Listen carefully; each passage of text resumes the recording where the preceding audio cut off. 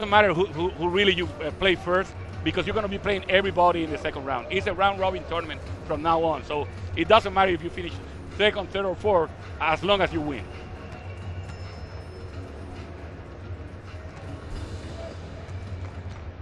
Puerto Rico, of course, will have a significant loss in this game as Richard Cheney, their small forward, was hurt on a penetration. He landed on his tailbone.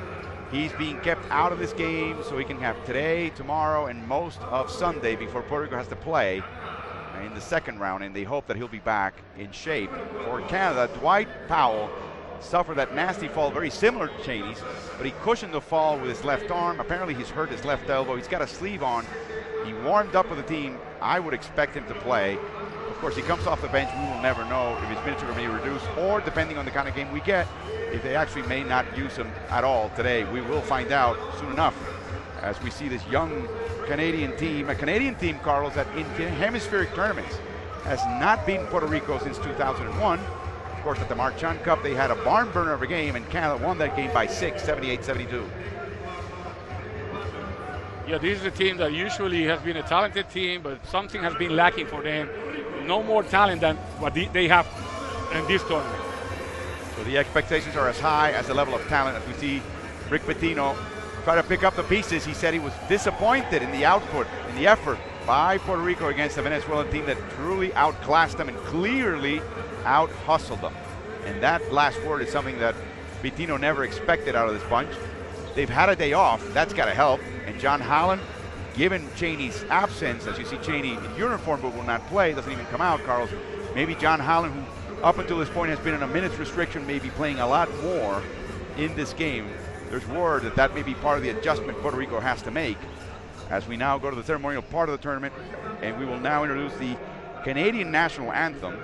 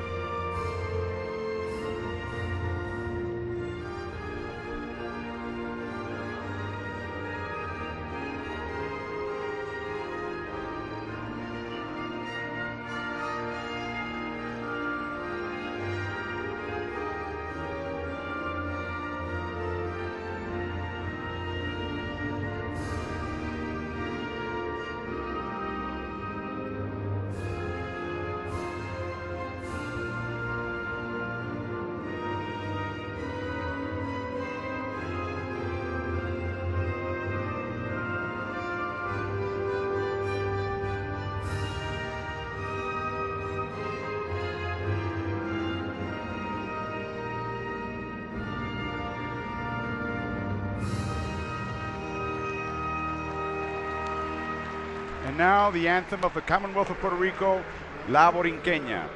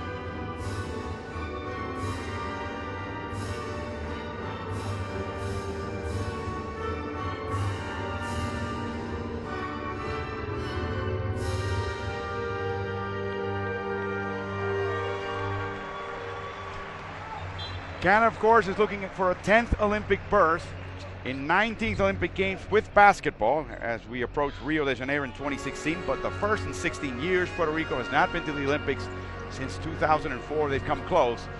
Close don't count in Olympic basketball, and Puerto Rico is trying to make its way back. And certainly Rick Pitino thinks that may be the quickest way for him to coach in the Olympics, as USA Basketball seems to have its coaching plan set in stone for the foreseeable future, even after the Krzyzewski era As we take a look at today's referees, in the middle, Maranhão from Brazil, Garcia from Spain, and Anthony Jordan from the U.S. will be a seasoned FIBA crew, Carlos. That it will be, yeah. And I can't help but think that Jose Juan Barea is going to be in trouble if he comes out with the antics that he has been showing towards the referees lately. As we take a look at the Canadian roster, it's a roster full of youth. The only holdover from the old days in Canadian FIBA basketball is Aaron Dornekamp. Andrew Nicholson, Carlos, has been struggling of late. And when that happens, they've always had Dwight Powell to come off the bench and or simply replace him and take his minutes. With Powell perhaps limited or not playing, we'll find out. Maybe Nichols has to step up his game a little bit. No, or Robert Sacre will have to play a little bit better coming off the bench also. Sacre did not play a single minute due to a coach's decision in the last game. Kelly Olynyk, Carlos, had been a point guard until a late growth spurt. And that's why we saw the wonderful game he had last time out. And Bennett, of course, had himself a rugged game, almost a double-double, as we see Jay Triano, who is now looking to go to the Olympics for the third time, twice as a player. In 1980, of course, Canada made the Olympics, but they boycotted the Moscow Olympics. And then when we look at Richard Pitino's lineup, Carlos, again, Chaney out.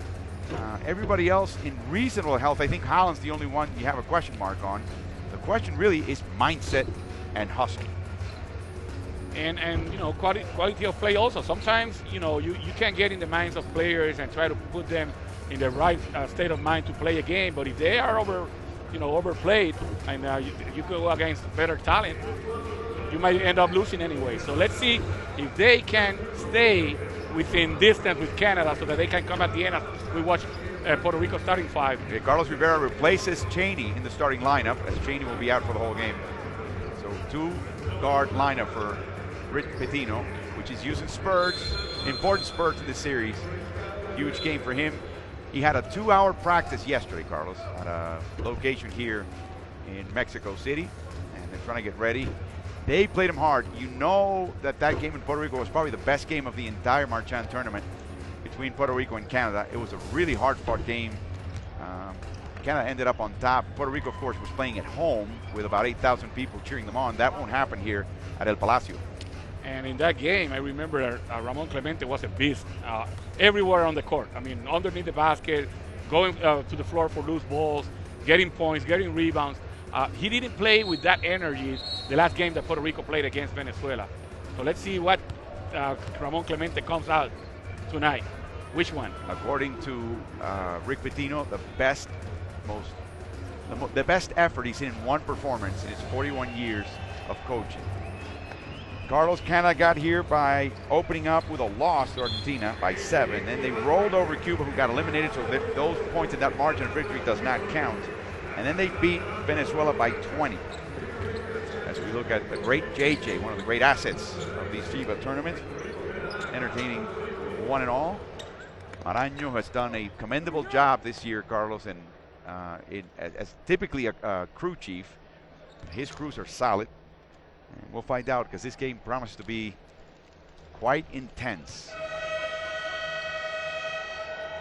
Jorge Brian Diaz will be tested today, one of the few bigs, along with Luis Villafaña for Puerto Rico, against a pretty sizable and athletic Canadian team.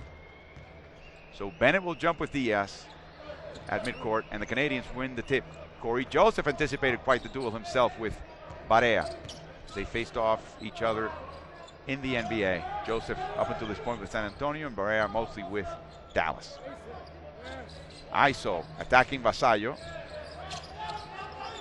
Ball back in the hands of Joseph with 5 to shoot. No good, rebounded by Barea.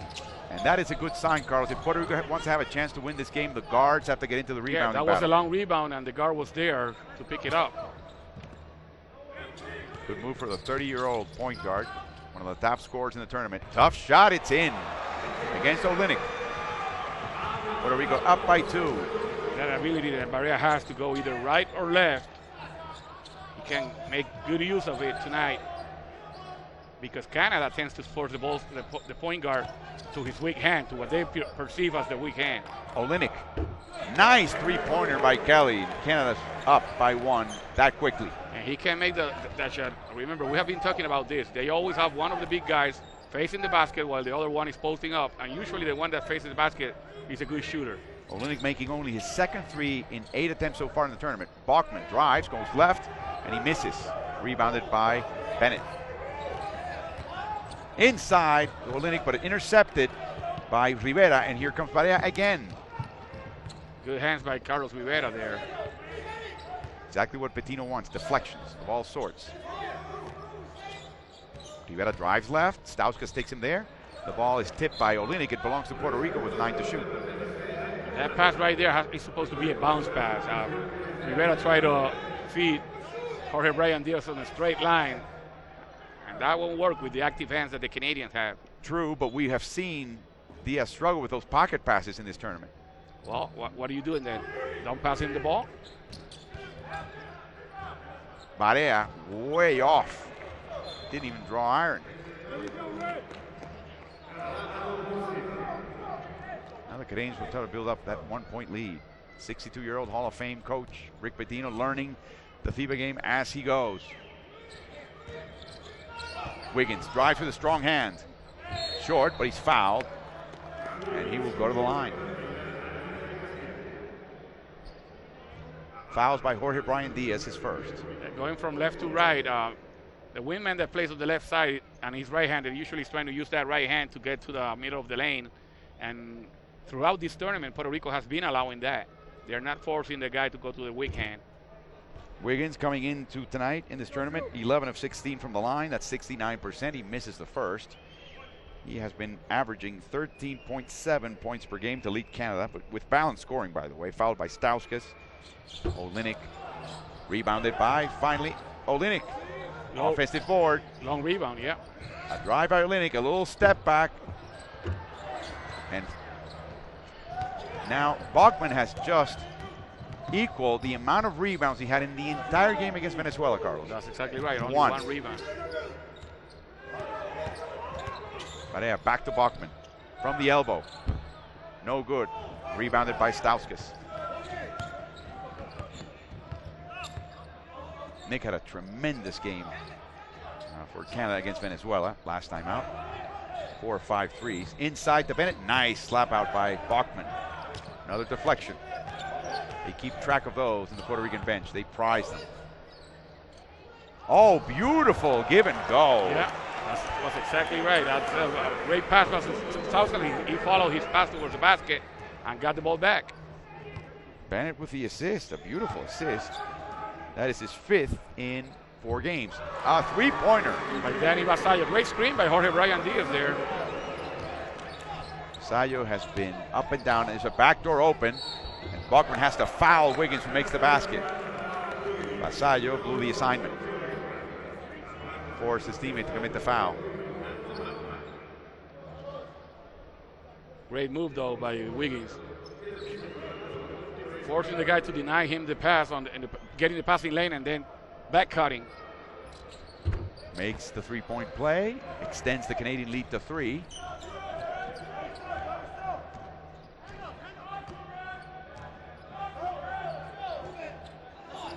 Motion offense to get started. Barea, a little skip pass. He almost twisted an ankle and slipped.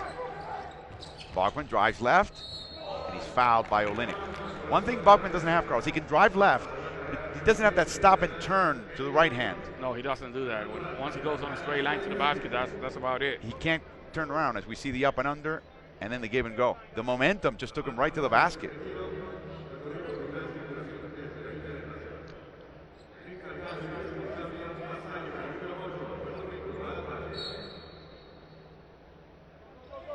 So 14 seconds to shoot. Vasallo running through screens behind Bachman. No good, rebounded by Bennett.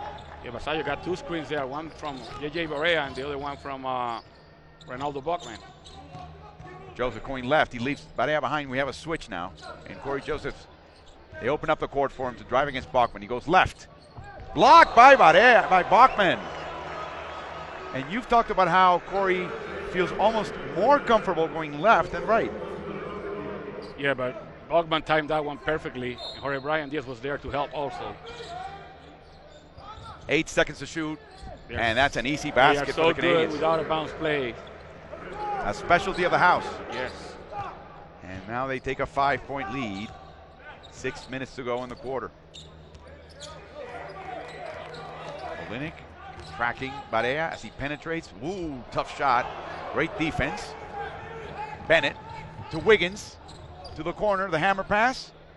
And Stauskas misses the open three. Fight for the rebound. And Rivera's the last one to touch it. It belongs to Canada. 13 seconds in the shot clock. It's a struggle for Puerto Rico to get a rebound there, but at least they're trying. They're not letting Canada get a clean look at an offensive rebound that can cost them points. Bennett, a three-point shooter. No good this time. Asaya tried to get the rebound and try to set up a bit of a box out. He gets the foul from Wiggins. That wasn't a great box out, huh? He didn't box out. He just went for the ball, and he was lucky that Wiggins jumped over the top. He did not box out. He just had inside position, and he didn't take advantage of it. He actually extended his left arm and shoulder to bang into Wiggins to make sure he got the foul, and he did.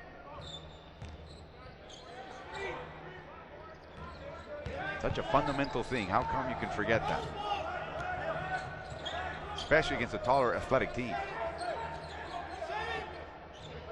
Corey Joseph guarding Diaz. He doesn't have a clue what to do. Here comes Barea. He floats and he scores. That was too easy. Right down the gut. Jay Triano cannot be happy about that defensive mistake by his team. They just opened up the lane for Barea. Wiggins. Oh, he's stepping to the right against Diaz. He even has a very good high percentage when he steps to his left. It's when he steps to his left and the opponent is within reach that Wiggins has trouble, as he had against Argentina. Rivera. Whoa, all net, a three-pointer. It was almost a three-man screen, stagger screen for Rivera, because even the handoff by Jorge Brian Diaz was another screen. Stauskas, a three off the dribble. And again, from way behind, Olynyk just robbed Diaz of that rebound. And here's the putback and the dunk. Again, no one put a body on Olynyk. He's 213. How can you miss him? Substitutions. Ayuso and Gonzalez. Barea disgusted at the last couple of sequences.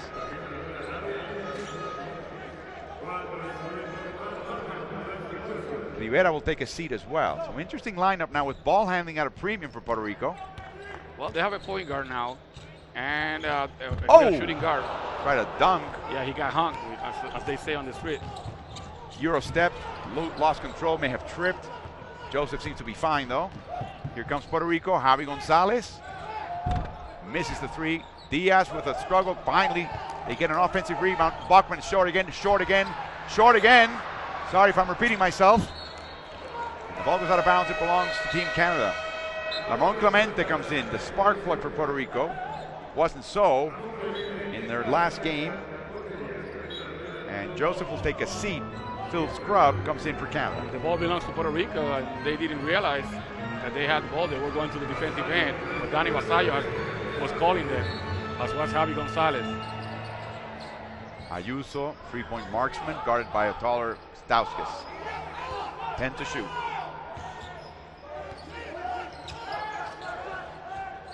Salas inside to Bachman, going right this time. And he just slaps the ball away. He has that tendency sometimes of missing easy shots underneath the basket. If he can cut to the basket and leave the opposition behind, he's as good as gold. Otherwise, here comes Scrubb. Wow, left-handed shot, no good. A scoop by Scrubb.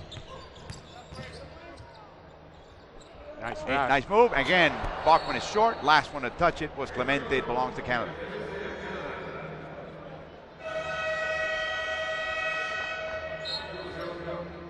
That was a very nice pass by Vasallo. He knew where Bachman was at all times, and he was wide open. So now John Holland comes in for Puerto Rico. He has been playing sparsely in this tournament. 29 minutes in 3 games. My math serves me right. That is about 9 minutes per game. Coming back from a foot injury, left foot injury. A slap in the hands of Olynyk, and he makes the basket. Clemente, the guilty party.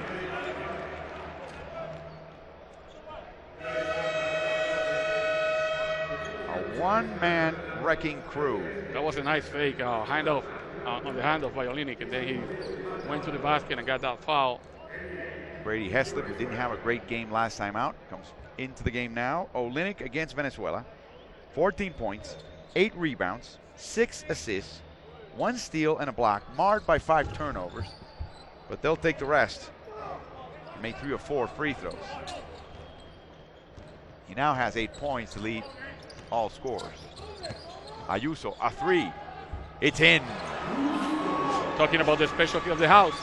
That's what Ayuso has been doing for so many years for the Puerto Rico national team. 3 times the three-point shooting champion in the Superior League in Puerto Rico. Offensive foul. Bennett just shoved Ayuso to the floor on that screen. How can you do that to an old man? How can you do that to a 38-year-old? Shane Anthony. As we see Andrew Nicholson come in for Bennett. Bennett committed his first foul.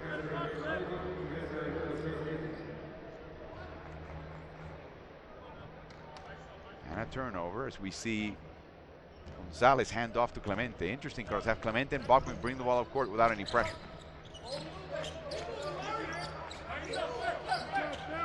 Ayuso almost lost the handle against Scrap behind the back, through the legs. Oh my goodness. Needs to pass the ball now.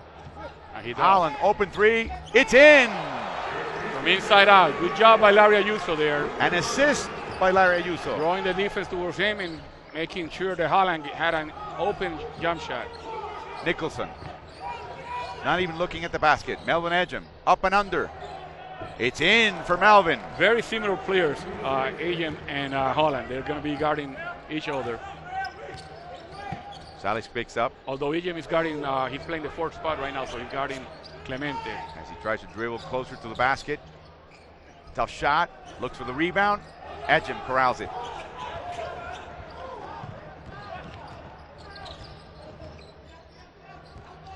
Wiggins, strong hand again. From left to right. I mean, that's been happening to Puerto Rico all tournament long. Yeah, whole tournament. I can't believe that.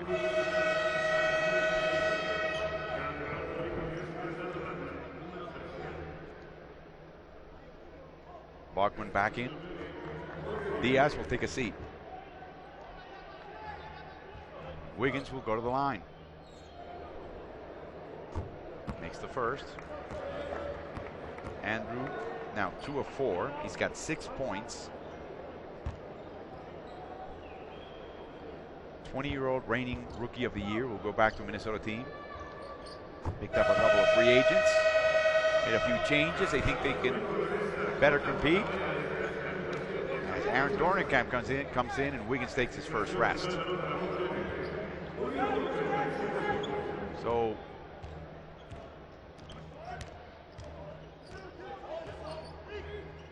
Nicholson and Edgem will be playing the 4 and the 5, indistinguishable really between Bachman and Clemente. And a foul on Brady Heslip.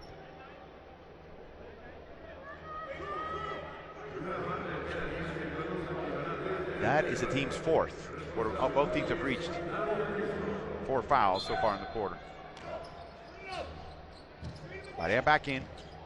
They run Ayuso through screens, and he makes the curl 3. Yeah, Heslip stayed back just for a split second on that screen, and that was enough for Ayuso to take that shot and make it. Puerto Rico closes in by 2. Beautiful pass by Scrub. Edgem flirts with the rim. And Bachman gets the rebound, but usually during this tournament, he will have the ball and try to dribble it to the front court. Beautiful pass by Ayuso, his 2nd assist, both wonderful. And Bachman now ties the game at 21. Less than a minute to go. As we hear the rumble, the storm outside. We're basically in the rainy season, if not the monsoon season, as we see a foul on Barea, and Barea cannot believe it. He cannot have such demonstrative reactions. That was a very good screen by Bachman, and Larry Ayuso just needed a split second to be open, and then he returns the favor with a an assist to Buckman. And then the screening here. If you have followed our NBA broadcast, remember that I always say that the screener should get an assist on those type of plays when a guy shoots out so open because of a good screen. I'm going to challenge you right now. But before the tournament ends, I want to see your all-screener team. Wow. You've got a lot to choose from here. Yeah. There's some outstanding screeners. Now there, cuts hard to the basket. He gets the foul and the bucket. So Puerto Rico takes the lead.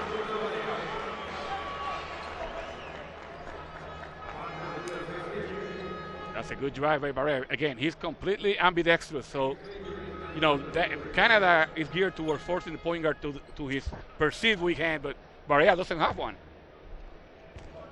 He was taught right. His first ever coach in the Puerto Rican League was Flor Melendez in Mayagüez.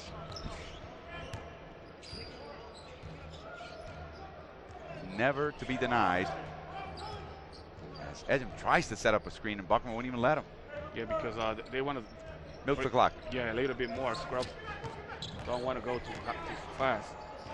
Lefty drives right, pops, and it's in. Nice. Beautiful. Canada's up by 1. 6 has, seconds to go. Yeah, they have time. Barea launches a long 3. I don't know about that one. They had a lot of time when they had the ball with 6 seconds. They could have tried to get the ball in the paint. It is a 24-23 Canada lead as we look at the long-range bombing by both teams. Puerto Rico, red hot, 5 of 9. The Canadians, 1 of 4. Canada leads Puerto Rico by 1, after 1.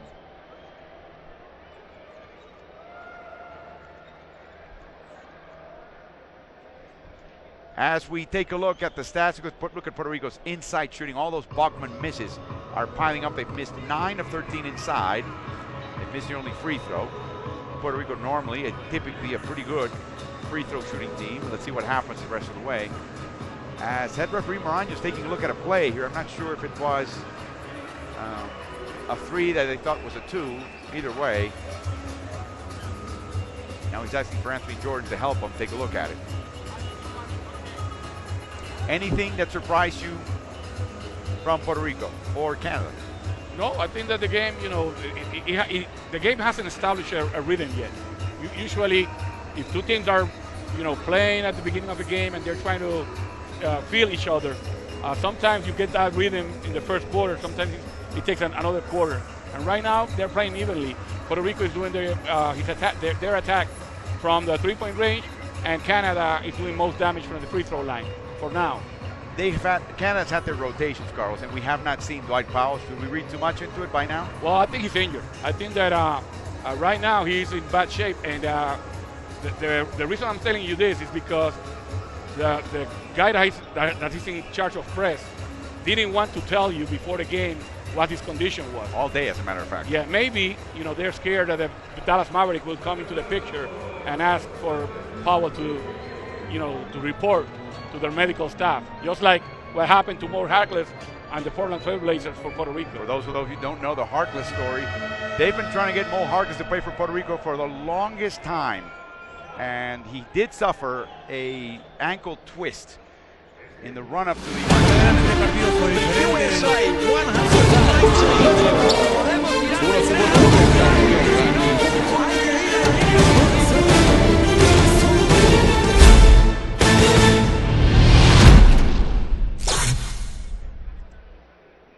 Going back to Mo Harkless and the Puerto Rican national team, they've wanted him to play for years, and finally they get him. He's in uniform, he twists an ankle, and right before the end of the Marchand Cup, Portland calls and says, we need to take a look at him here in Portland.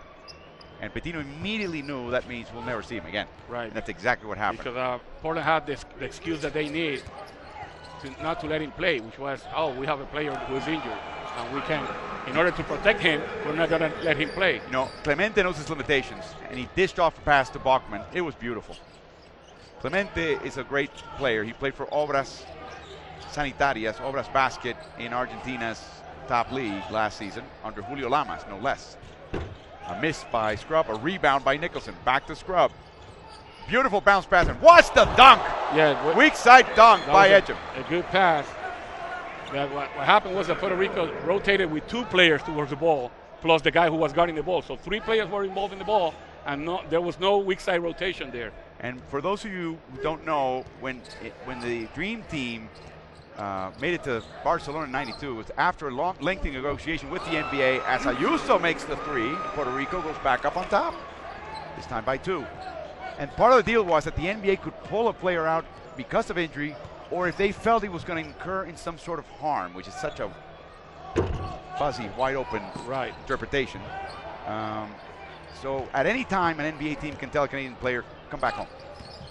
And that's actually one of the vulnerabilities of having so many NBA players and I think that's on the team. And you're not the Team USA, I should add. Yeah, I think that's the problem, and that's what the Canadians are afraid of. That World can get to Powell's team and that they might recall him, so to speak. Jorge Brian Diaz back in. Clemente will take a seat for Puerto Rico. Ayuso's been having the best game of this first round, Carlos. He's got the ball again against Heslip. He goes for 3 again. He's feeling it right now, but he missed that one. He also got hit on the way down. Oh, nobody looked at Olynyk. How can you miss a guy like that? Because nobody does this as well as Canada does. They run the fast break, the secondary break, and there's always a big guy that can come to the middle of the lane. If you spread out for the shooter, that can happen to you. Is that the 3rd or 4th time already this game that Olynyk has taken advantage of those sort of lapses from Puerto Rico? They'll do that all day long. Dornekamp, open 3. And the rebound by Diaz. Tie game at 28. Barea with his hesitation. No way. He had a wall there. And look at that, another one. Yeah, they need to stop the ball, and Corey Joseph saw an opening and said, okay, I'm going to go all the way to the hoop. And the ball's sitting there by the free throw line. Nobody's picking it up. Barea's not picking it up. And now Garcia has to come from the corner and pick it up. And all the Puerto Ricans are sort of saying, no, wait, you should be doing this, and you should be doing that, and they're not on the same page right now.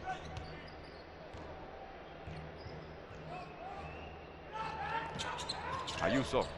Olynyk close in real fast. Very good close out by Olynyk. Floater by Vasallo, short, rebounded by Dornekamp. Here comes the break. In the middle is Ejim, corner has slipped 3 by Brady, no good. Rebounded by Ejim again, another offensive rebound. Olynyk. Great fake. Inside out, corner 3 by Heslip, he's dangerous. Wow, he missed 2 in a row. And another rebound between 3 Puerto Ricans by Olynyk. That is Canada's 4th offensive rebound. In and out, and finally, Barea takes the ball for Puerto Rico. Here he comes. He's got Ayuso on the right. And Ayuso does not get the bounce, but he does get the foul, and he will go to the line.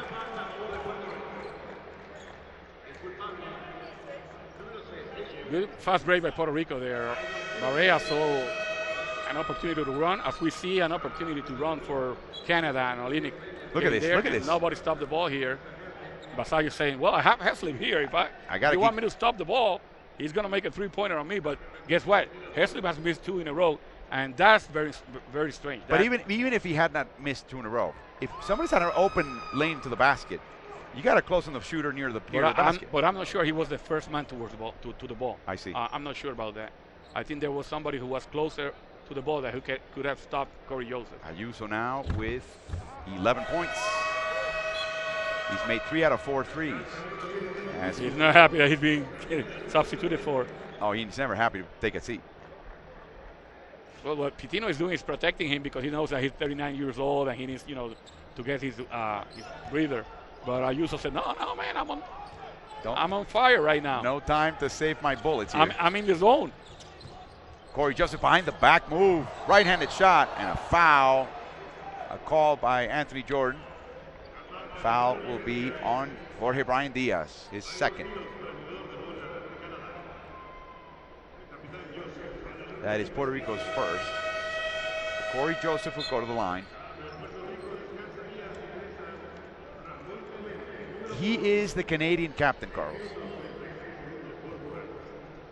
He is he's a young captain. Exactly. He's a primus inter pares. First among equals when you consider the ages here. I'm going to read you some of those ages here. Joseph is 23. Adjum's 24. Nicholson's 25. Olenek is 24. Heslip 25. Powell's 24. Bennett's 22. I guess when you have Bennett and Wiggins in the kiddie core, you know, Corey Joseph being 23 makes him look like an elder statesman. Barea trying to run through screens and get rid of Corey Joseph. Strong hand for Vasallo, another floater, and this time it's in. That was a prayer. That was not a floater. That was just a shot to see if it goes in. All right, Corey Joseph going with a strong hand, and then Stauskas all alone in the corner for the three. Just after they had tied the game, kind of up by 2, and a foul by Joseph. And look at Joseph's reaction. I love this. Look at that smile.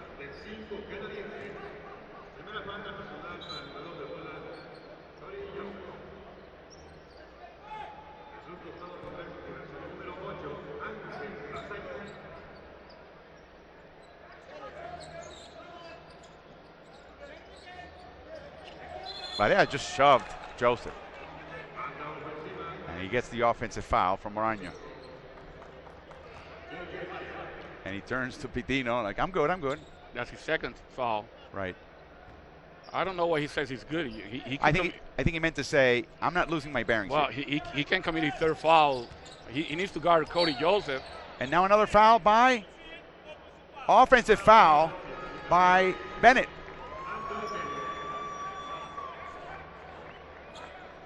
Yeah. You know, little body English and, of course, a lot of body Puerto Rican by Barea. But he got the call. So Wiggins back on the court along with Bennett. This is the Canadian starting lineup. They're up by 3. Almost at the halfway point of the second quarter.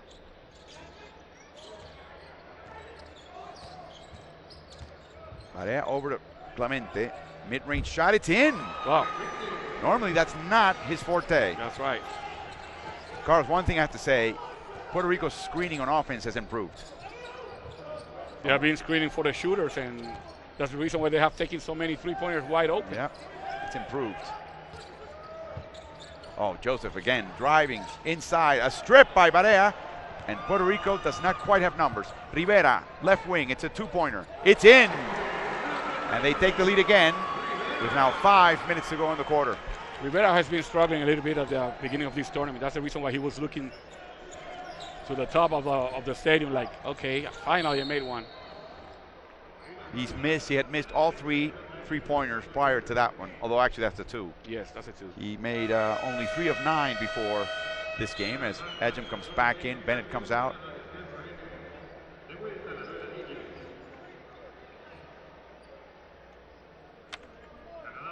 So they go back to that smaller squad where Adjum will play as a 4, just to try to match up with Puerto Rico.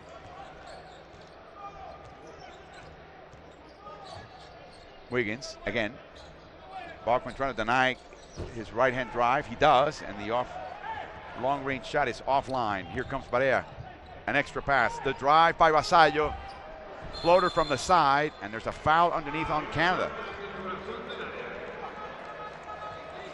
It is on Nick Stauskas. Bachman had good position in the right there for the offensive rebound. You've always said that everything's easier when you can see the backboard. When you're going through the sideline towards the basket, everything's a little harder, huh? It is. And Bachman to the free throw line because Canada is in the penalty right now. Puerto Rico with 3 team fouls. Bachman's been playing in the Puerto Rican League, also with the Texas Legends in the NBDL this past season. After he ended his stint with the Legends, he ended up, that's a Dallas Maverick affiliate. He ended up with the Capitanes de Arecibo, where he's been to the finals twice and lost to the team that is point guarded and led by Carlos Rivera. Look at Clemente grabbing the rebound. No foul, no basket. The foul's going to be on Adjum.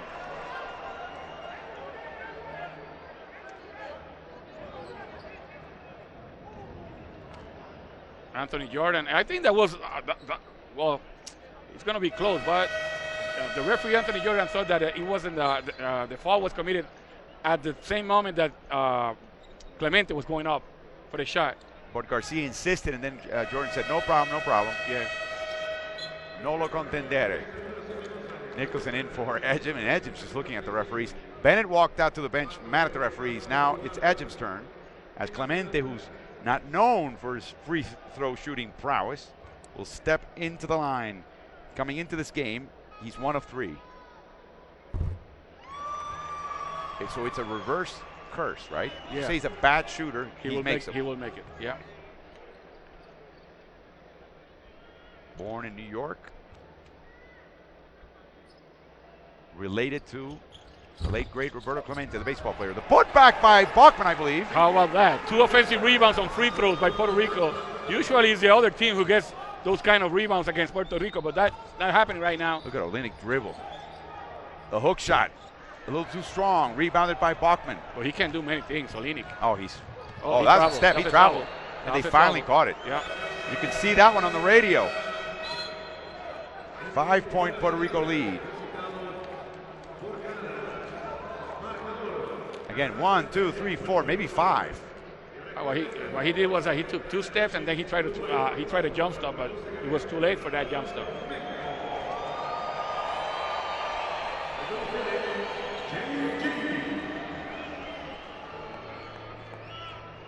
See if we can listen into some of these huddles before the end of this game. As they're looking over Kelly. Let's listen in to Jay Triano. Andrew Wiggins right here. Go right here. Nick right here. I want both bigs. I want Kelly here, Andrew Nicholson here. All right? Corey. Andrew, set this screen. Nick, you're going off of that screen, looking for the lob if it's there. If it's not, you're going off the stagger. Andrew, when you set it, you step back and catch it. Corey, fake like you're coming and come back here. We're giving Andrew the whole side there. All right? If he doesn't have anything, Kelly, you pin down. Andrew Nicholson coming to the top. All right, understand what we're doing? Okay? Actually, once you pass it, Corey, why don't you cut off and go to the corner? Cut off and go to the corner and give him space. You got it. 54. Let's go. Come on, pan on 3, 1, 2, 3. All of that is for a clear out for Wiggins. It seems like he gave a lot of instructions, but he's just giving a clear out for Andrew Wiggins to have a lot of space to work one-on-one. We have another injured star here, Carlos. Yeah. JJ. Maybe the main star of this tournament. Look at that 3-point shooting by Canada. And I have to say, some of them have been quite open. We have another interruption in play. A little drying off and a little tucking of the uniform.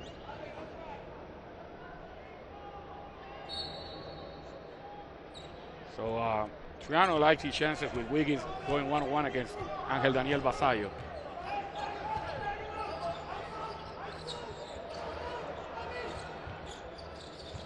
Turns, pops, and a foul on Vasallo.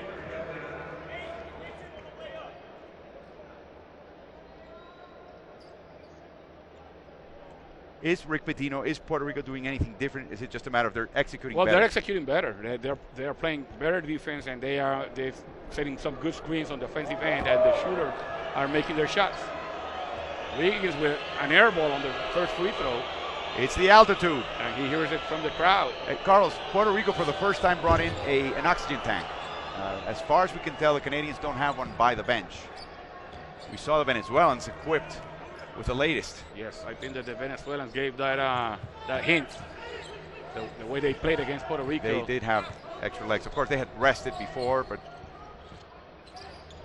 that was an outstanding game. Today they lost. What a pass by Javi Gonzalez, and Clemente missed the cheap. Look at Javi stealing that rebound. And he puts it up and he's blocked by Nicholson, and there's a foul on Clemente. What hustle.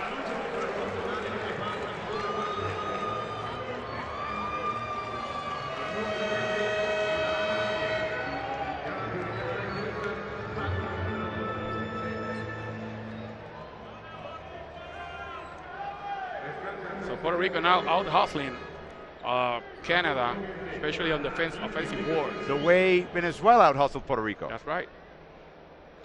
Robert Sacre in the game now. for the first time. He did not play a minute earlier in this tournament as Clemente makes the first.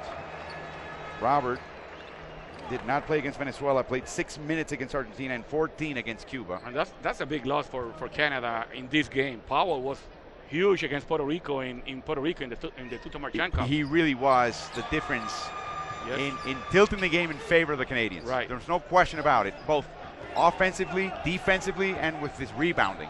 He was really quite the key. So having him injured may be a big handicap for the Canadians in this game. Like I said, Nicholson needs to up his game. He's been struggling. Now he takes Bachman to the low post. Gonzalez shows up. Someone's open. Out corner to Joseph. Way short. What was that? Way offline. And Clemente took a little elbow to the top of the head. Bachman wants to bring the ball down. I don't know why. I mean, he has 2 point guards on the court right now. Use them. Back to Ronaldo. He loses his handle. Shoots a long 2. And he misses. Canada down 7. And another whistle. A foul.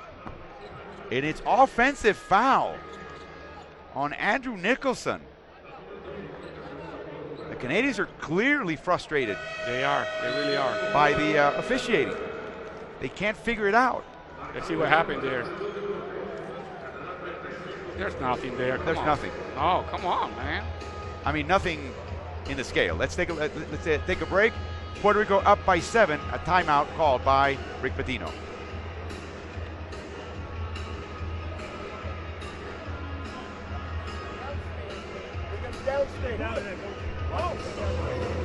Downscreen it. Now watch. 3 is going off. 3 is going off. Go to here. Don't turn out. Here comes the 2. After he goes, okay? He's going to come off the fade. He's going to lift up. We're going to set the screen, lift and roll. We got the wide down screen on the weak side. You got it? Everybody got it? Okay? So the second one, he'll throw it to the 1 man, and the 2's going to fade. You got it? So you got to come all the way up here. After you pass it around. You got it? Now you got to get the ball in bounds. Now listen to me. Come here. Don't give him the 3. Don't relax. All right.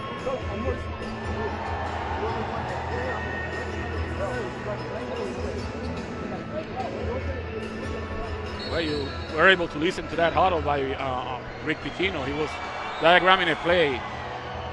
Canada hasn't scored since 6:20 left in this quarter. And after that, he had a last-minute instruction for his team. Do not give them the 3-pointer.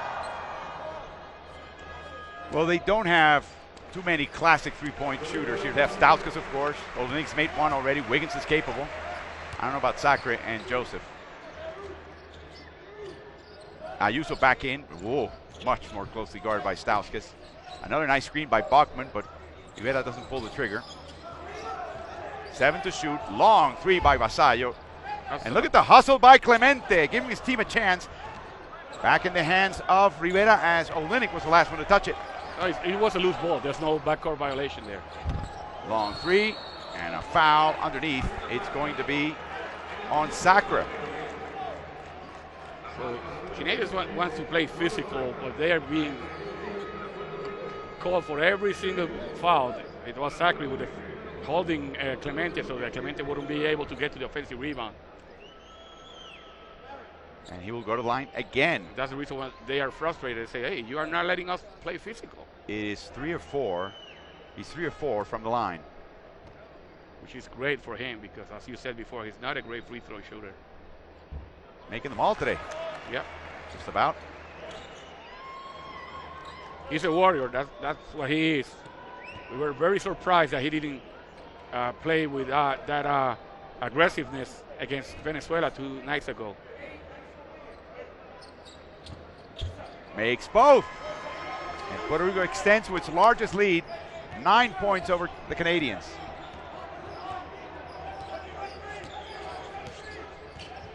Great switch by Bachman now on Wiggins. Oh, but Wiggins drives right, and there's a foul by Bachman. Bachman took his eye off Wiggins for a second. That's all Andrew needed. I would love to see what happens if you force Wiggins to go to his left instead of letting him go to his strong hand all the time. Like for instance, when Bogman switched there, you stay on his right side and make it dribble with his left, force him towards your teammates, but on the left side of the court. Holland back in. He's played all of 222 so far in this game. As Andrew Wiggins will go to the line. He is now 3 of 7 from the line, 4 of 8, 50% shooting so far. Canada won its first Tuto Marchand Cup. They had lost 8 straight games in that tournament before they topped Argentina in their first game. That was a great exhibition of poise by this young team. Puerto Rico leads the series between them 5-3, 8-4 if you include the earlier Tournament of the Americas in 1980, 84, and 88. 2 minutes to go. And again, the Canadians have not beaten Puerto Rico in official hemispheric play as Holland misses a 3. And Wiggins corrals a rebound since 2001. Wiggins going right, slips on that decal. Lucky that he didn't fall all the way down to the ground or twist an ankle. Going to his left, and there's a foul on the three-point shot by Wiggins. The foul is on Vasallo.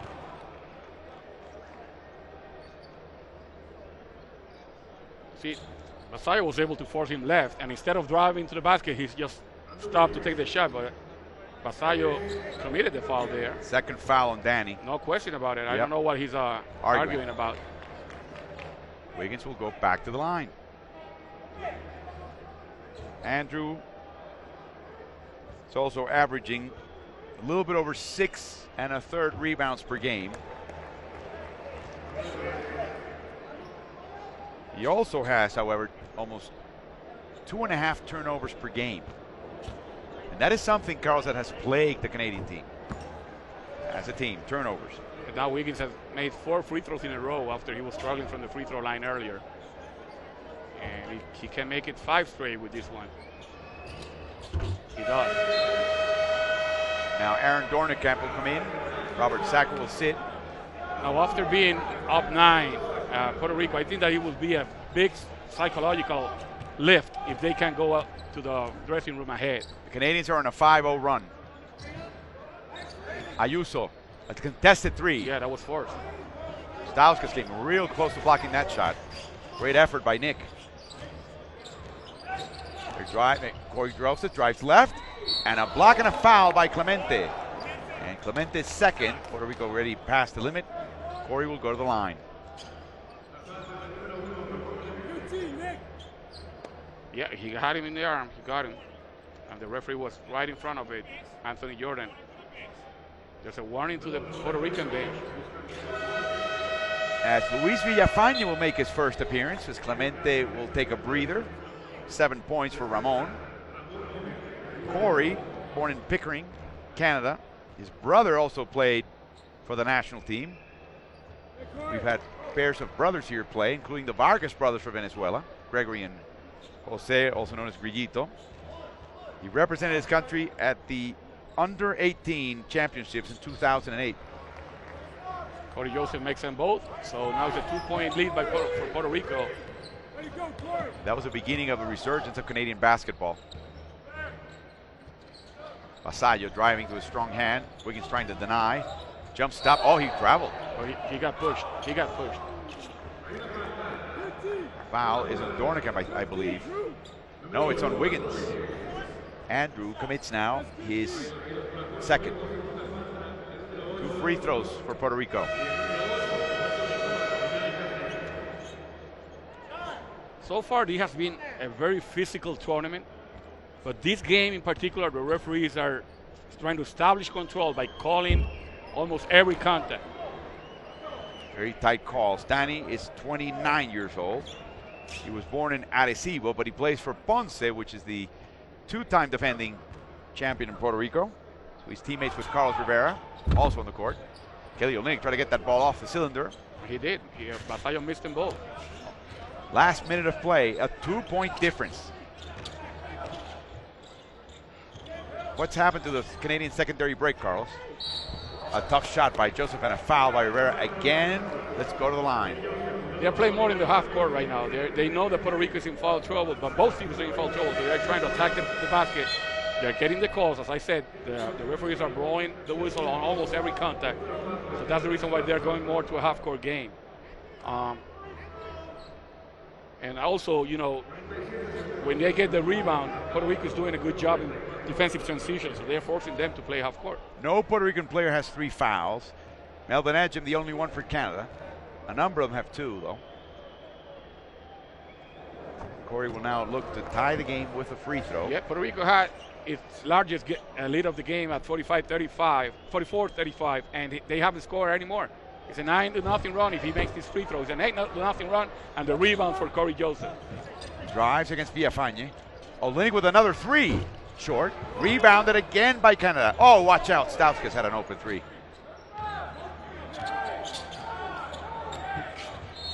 A foul by Villafañe. I have to say, Carlos, you're right. That foul by Villafañe, I've seen that happen right 98% of the time in this tournament without a whistle. That's right. But see, both teams need to adjust to that. Guillermo Diaz on the court for Puerto Rico. Shooting guard, also plays for Arecibo, the captains. And now it's a 9-0 run for Canada to tie the game.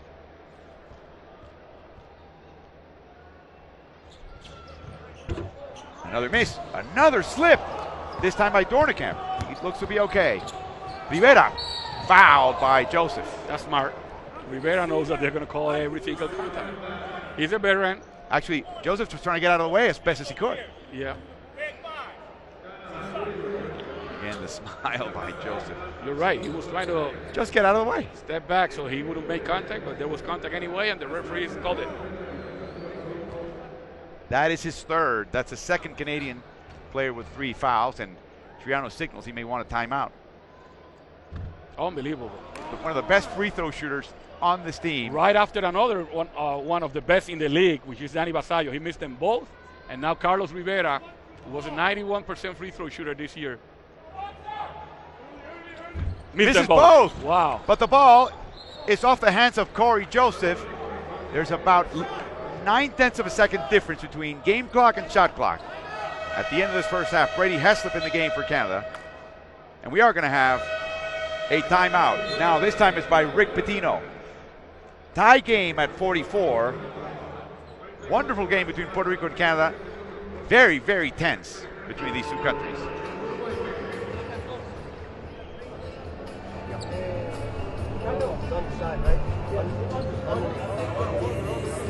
Okay, now watch. John, you got the ball out. Okay? Javi, you're right here. Right here. Guillermo, right here. Larry. You're taking it out, Larry. Okay? Carlos, right here. Carlos, I want you to fake in. Where's my point? John, right here. I want you to fake in, right? Bring it out. Get the ball. Okay? I want you to hit right here. Hit Javi, go through. I want you to run a power pick and roll to you. You're going to set the power screen. At the end, you're going to slip it. Everybody got it. So Carlos is going to fake it. Come out, bring it out here. Javi, you're going to run it with him. Hey, last shot.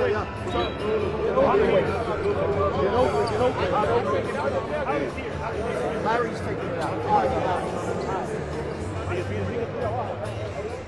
That's a good setup by Rick Pitino, but JJ Barea is 14 seconds of the shot clock, and there are almost 24 seconds left. So that's your captain right there.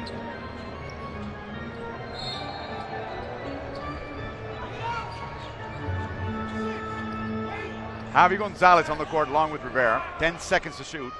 Scrub guarding him. Here comes the power screen. Javi against Olenek. What? I thought I heard a whistle, but no. Yeah, there was a whistle in the stands. In the stands. Scrub. Beautiful shot. And now that may be it. Long pass ahead, and it is it. So Philip Scrub has the last word. The Canadians end up with a 3 and the 3-point lead over Puerto Rico, 47-44. Top scorer for Puerto Rico is Larry Ayuso with 11, 12 for Andrew Wiggins for Canada, with both Corey Joseph and Kelly Olenek scoring 10 for the Canadians. sorry, it's a 2-point lead if they take a point off the scoreboard. So it's a 46-44 Canadian lead over Puerto Rico at the end of the first half.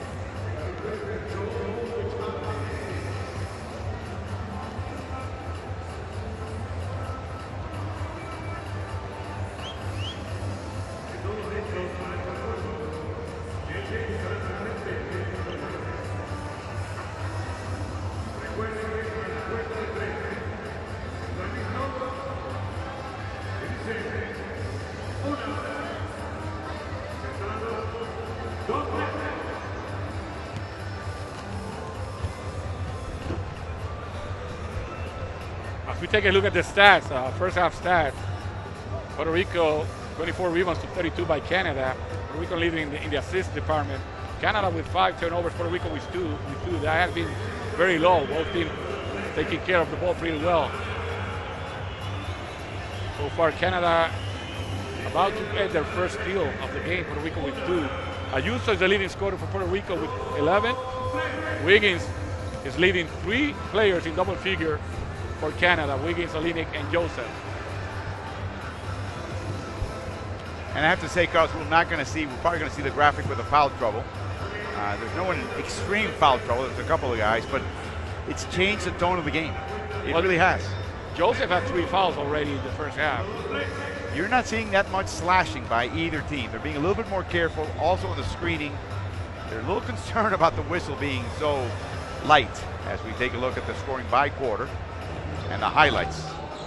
Quickly, Varea with the left-handed. Around Kelly Olenek. 3-pointer by Kelly. Then a beautiful defense with the bucket.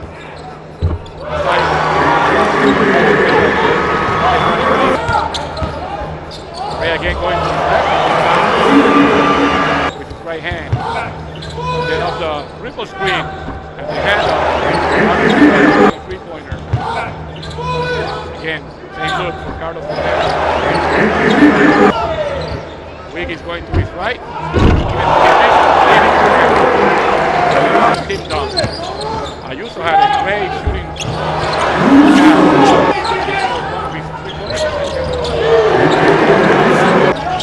Yeah, he was taken out of the game after shooting those 3-pointers. He wasn't happy. He ended up with 4 points. And then pass makes the basket with a sweet dish by Clemente. Melvin Edmond. Melvin ended up with 4 points. That's in the first quarter. You didn't see a lot of that in the second quarter. Right. Tough shot by prayer. This is something again that Clemente normally doesn't do. He's hitting Is Scrub's last basket. That is the end of the first half. We'll be back with you with the third quarter from the Palacio de los Deportes in Mexico City.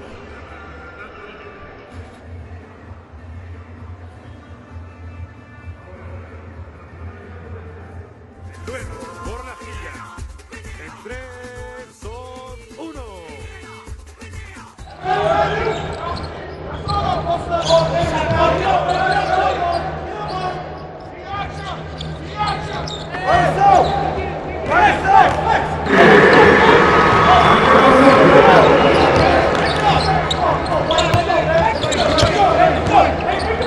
What?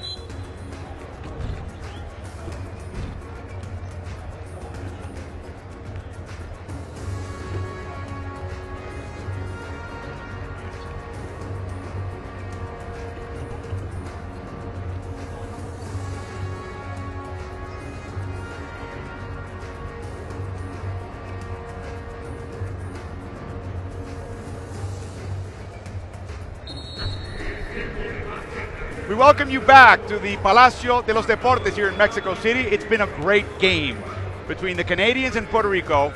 Remember, these two teams have already qualified. It's a matter of the outcome of this game that will determine positioning within the group. As Carlos Morales mentioned to you earlier at the outset of the game, it doesn't really matter because in the end, you're going to have to play a round robin against the people from the other group, in this case, Group A. But there's a little bit of pride, a little bit of effort here. Remember, the Canadians have not beaten Puerto Rico in hemispheric play since 2001. They faced each other about a week plus ago in Puerto Rico. That was an intense game. That was a lot more physical a game. And Dwight Powell, to me, Carlos, coming off the bench in the second quarter and then in the stretch, run of that game was the deciding tilting factor for the Canadians. I am sure they're missing him today. Yeah, they are. They are missing his athletic ability and the way that he's relentlessly goes for the ball, and also his blocking shot. I mean, he was a force to reckon with. Interesting. Corey Joseph starts the second half on the Canadian bench. Phil Scrubb is in. High-low pass to Bennett, and I'm surprised he didn't dunk it. But Bennett gets a score, and the Canadians are now up by 4.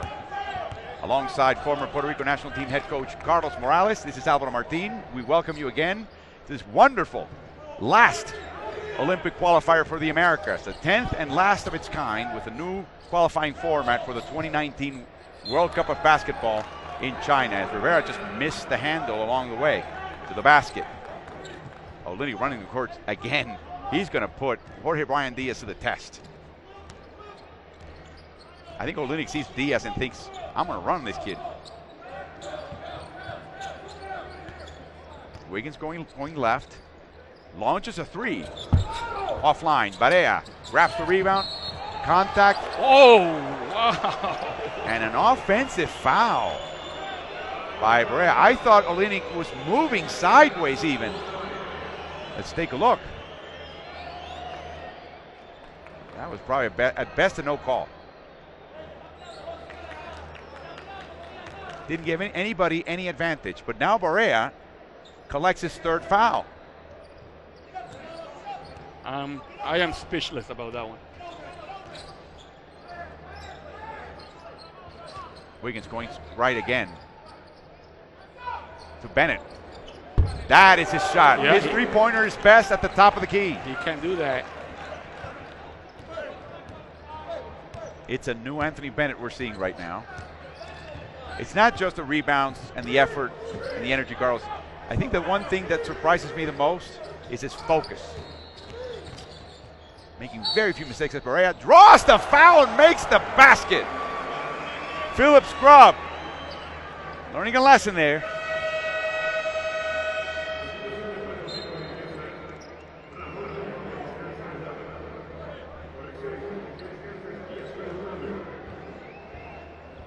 Wow. So that stopped a 16-0 run by the Canadians. 11-0 to finish the first half, and 5-0 to start the third quarter. And again, all of Puerto Rico's great free throw shooters are missing free throws. Yeah, that's right. Overall, Puerto Rico from the line is 50%, 8 of 16.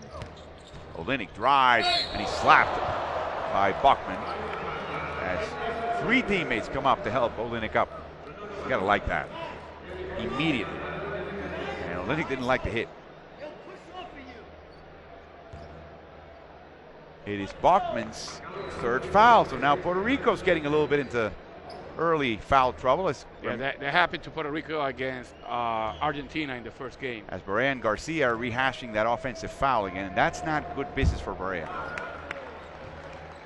You know, you're not going to get a tech out of this, but you're really going to exhaust any goodwill from Garcia from now on. I think he did already. I think that he's a marked man by some referees here. Remember, so many years doing the same thing. Remember, he did not play the first 2 games of the Tuto Marchand Cup in Puerto Rico because of his behavior in Toronto. Beautiful pass by Bachman, the high-low to Clemente. We've seen that about 3 times in this game, Carlos. It's a little surprising.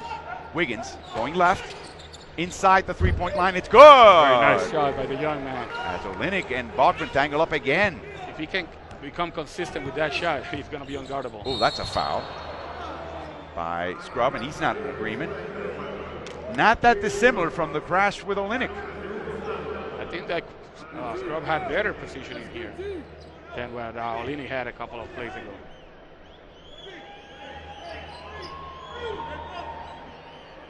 Seven-point Canadian lead. They run 2 flares, and Barea gets the Clemente pick. A bounce pass, a pocket pass. Olynyk with great defense. And Bennett takes the loose ball. Here comes Scrub. Olynyk covered the basket perfectly with the principle of verticality. Oh, he shoved Barea out of the way with his open arm. That's a flop. Short by Olynyk against Bachman. Up front to Vasallo, lines up a 3. Short, way short, but there's Bachman to pick up the ball and not let it go out of bounds. Oh, tough log. Olynyk touched the ball, it hit the side of the rim. Now another contact, a flop. And the ball goes off Clemente's foot, as we're seeing a lot of histrionics in this game right now.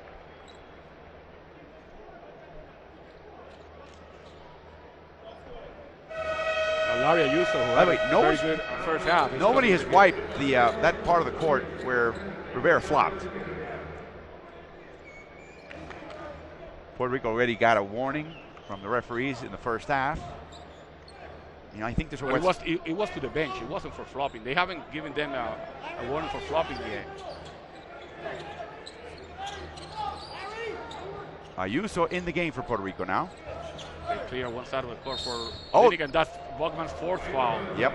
And again, that decal at the free throw line is slippery. And it's been the bane of many a stop and shooter. You see that right foot right there? There's no way you can stop it. In some ways, Olynyk was lucky as Jorge Brian Diaz comes back in. Remember, Diaz was taken out for Clemente because of ineffectiveness. As Bachman just takes forever to get off the court, finally does.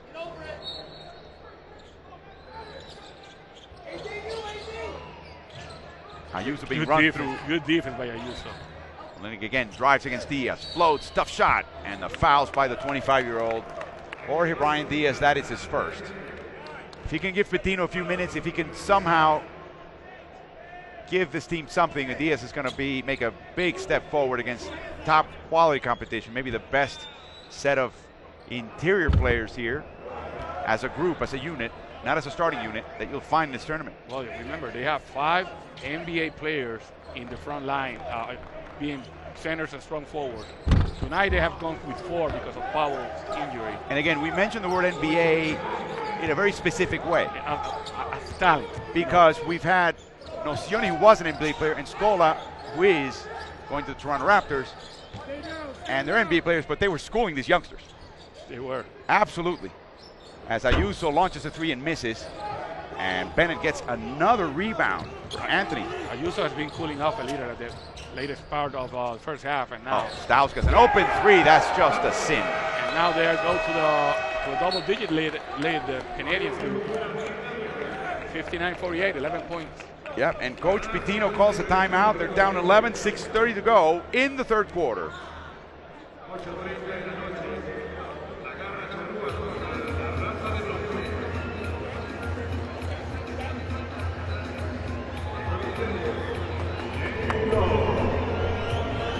Let's listen in to Rick Pitino. Look, let's know a couple of things. One, they're all isolations now. Deny the ball to the high post, first of all. Move your feet, keep both hands active. Do not rush your shots. The last time Larry caught the ball, you're supposed to set the screen on it. AD pops out. You slip it, here comes the 5. Okay? You left them naked. Where were you?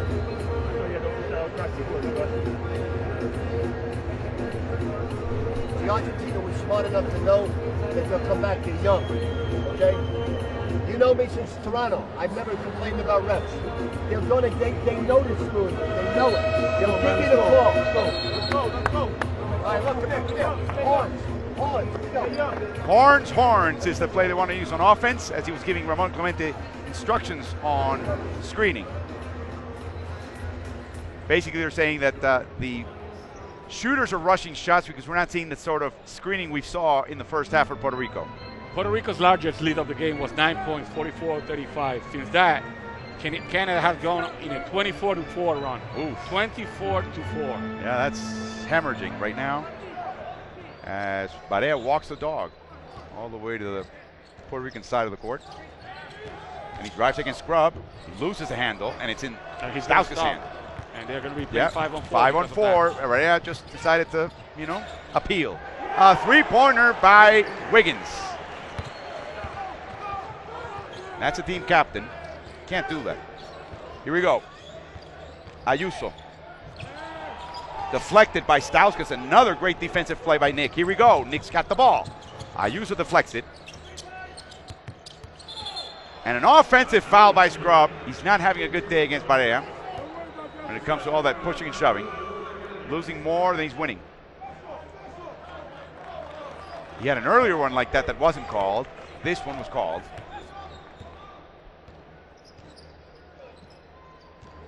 Let's see Puerto Rico running a play now because they have been going one-on-one almost exclusively. Jorge Brian Diaz out to Clemente for a long 2. That's not the best shot Puerto Rico can make. Exactly right. Clemente and Bennett are hooked, elbow hooked. Face up shot, no good, and Ayuso handles to Barea. Beautiful bounce pass, and Brian Diaz uses the rim as his protector. So now it's a 12-point Canadian lead as we come up to the halfway point of the third.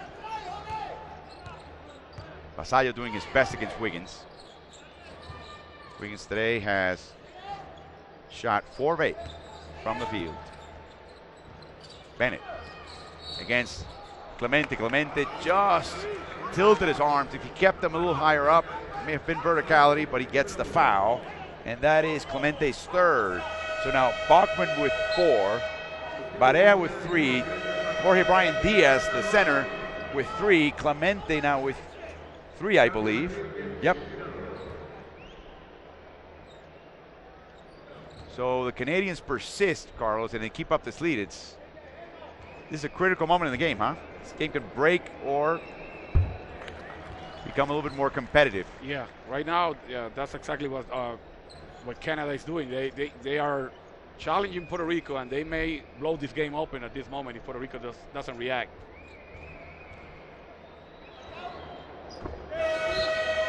Robert Sacre in the game. Melvin Ejim comes in for Bennett. Bennett so far has 7 points, 6 rebounds, 2 assists for the big guy. Again, a walk the dog by Barea.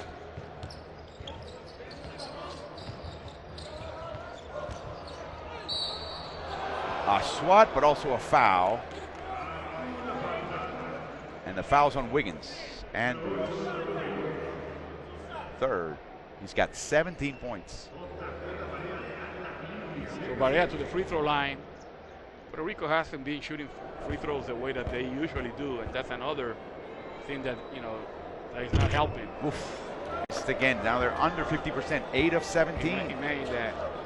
Barea himself is 0 for 3. Hasn't made a free throw. Somebody got jumped the lane. And a substitution now. Aaron Dornekamp comes in as his team is up by 13.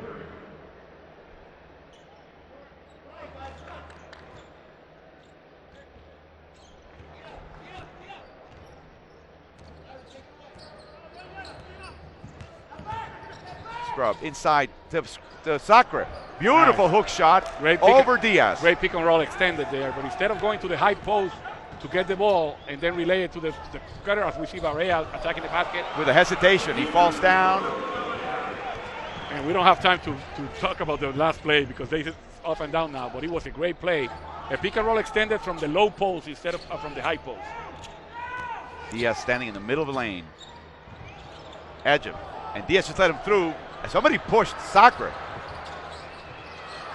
The ball finally gets an owner. It's Barea. We're playing another sport here. Ayuso's on the other side. Oh, Brian Diaz used his head, but the wrong way. He was trying to duck under the pass. Vasallo says the last player to touch it was a Canadian, and Aaron Dornekamp saying he's lying. Looks like a schoolyard game.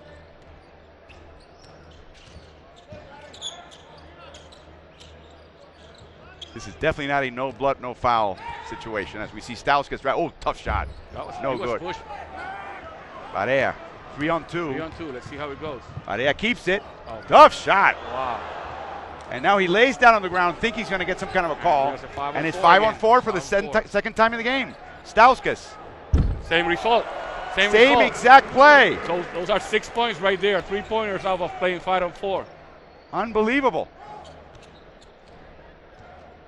As Carlos Rivera gets off the bench, about to suffer Puerto Rico. Barea probably senses he's out of the game for a while. Diaz and Vasallo fight for the ball. A block by Sacre. And a foul by Ayuso. Rivera will come in. John Holland will come in for Puerto Rico. And Vasallo and Barea will take a seat. And Barea is just furious.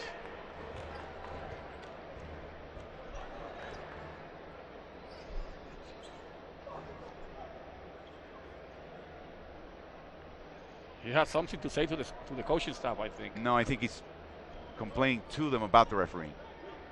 We can't just repeat what he said. Stauskas to the line. What a game he had against Venezuela. It was kind of a breakthrough game for him as he had gone 2 of 10 from 3. Very uncharacteristic. And these are not rushed threes in that case, ones that he missed. Then came Venezuela. He made 4 of 5. And then today, Nick has made 3 of 4. Let's just say he's hot. Diaz with a long 2. Again, not exactly the shot Puerto Rico wants to take with Rivera as the point and Ayuso and Holland as possible shooters. And now another foul. I think it's by Ayuso.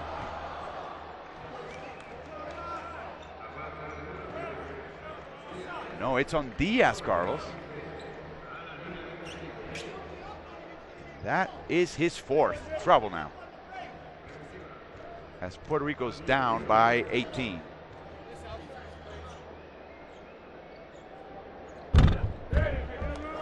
Sacre makes the free throw. Didn't see that much time on the court at the Marchand Cup and is not seeing much here. He did not play for Canada at the Pan Am Games in Toronto. He's played only 20 minutes before this game. So far, he's played a little bit over 4 minutes of play. As Holland back on the court. Dishes to Ayuso. Inside to Diaz. Inside to Clemente. And he draws the foul from Dornekamp. So it's a 20-point lead by Canada. This looks a lot like the last game that Puerto Rico played against Venezuela. They also got into foul trouble. It also broke open towards the end. Especially in the third quarter. Then Puerto Rico made a run at the end and made it an 11-point loss, but you know, it looks very similar right now. Ramon Clemente has played overseas in Israel. This past year he played in Argentina. He was widely beloved by the Obras fan. It's one of the few teams that are based in Buenos Aires. Buenos Aires, obviously the major city in Argentina, but obviously being a football country, soccer country.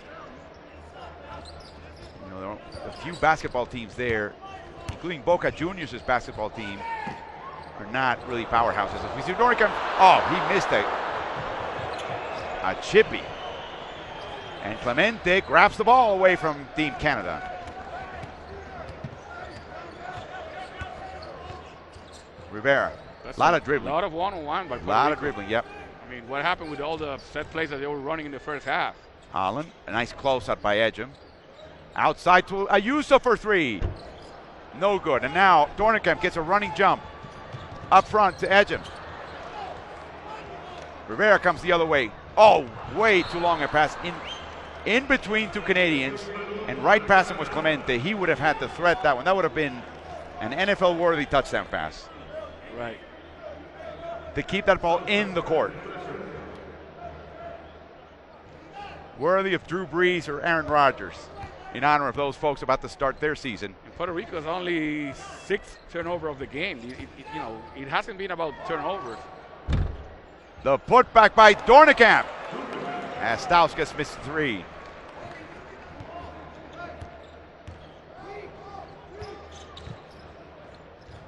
Clemente drives, and he gets the bucket, the continuation, and the foul is by Melvin Edgem.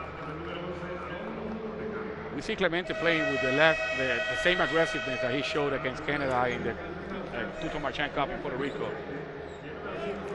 I could hardly recognize Clemente the way he played 2 nights ago against Venezuela. It wasn't the same Clemente. But tonight we're seeing the same effort that he usually brings to the table.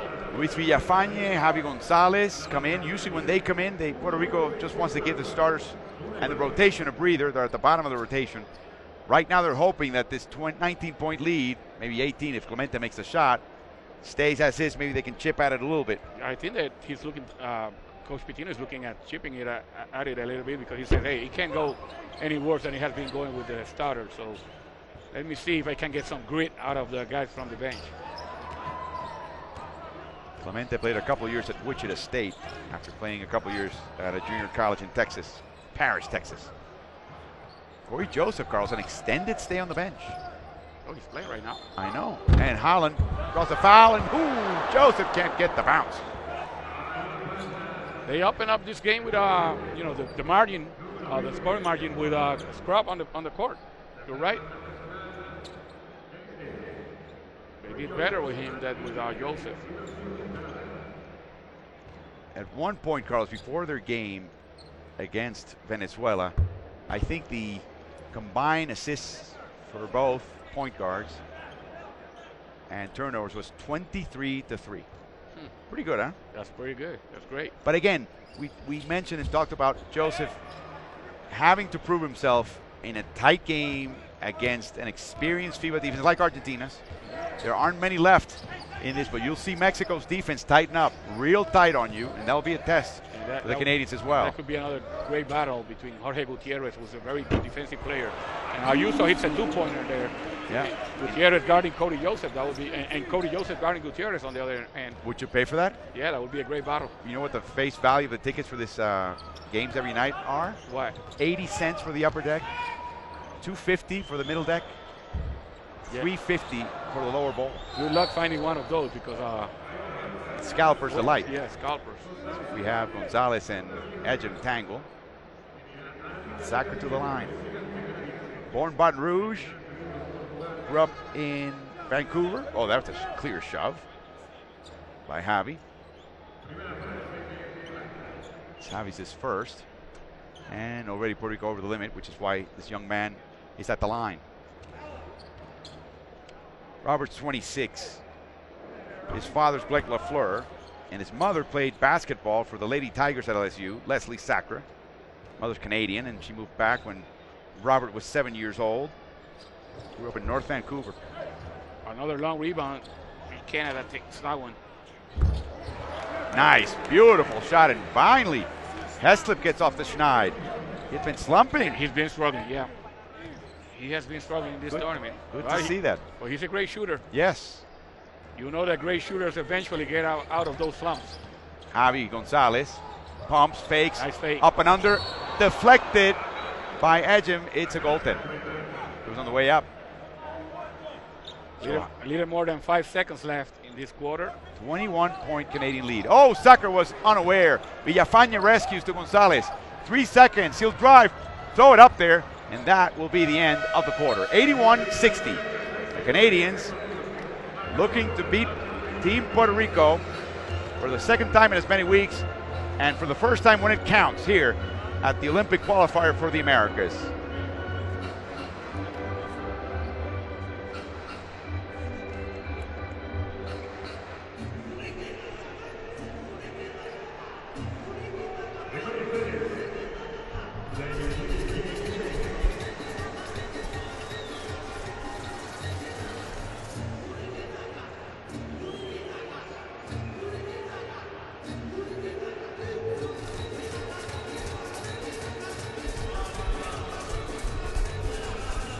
Some stats after 3 quarters. Both teams' three-point shooting is down, Carlos. Yes. 30% for Puerto Rico, 31% for the Canadians. Especially Laria Ayuso cooled off a little bit. And free throws. I mean, Puerto Rico is supposedly, if they are not the best free throw shooting team coming into this tournament, they are one of the best.